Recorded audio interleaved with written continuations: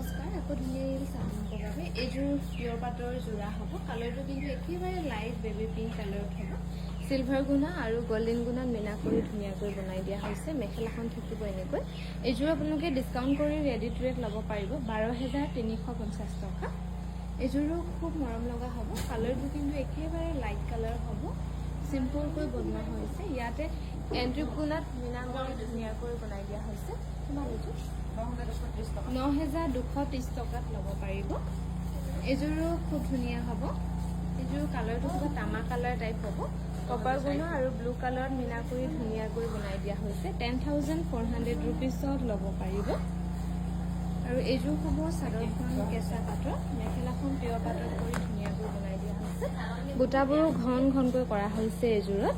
এযোৰ ল'ব পাৰিব 10400 ৰুপিছৰ ৰেডি টু কৰি এন্ট্ৰি গুণাত কৰা হৈছে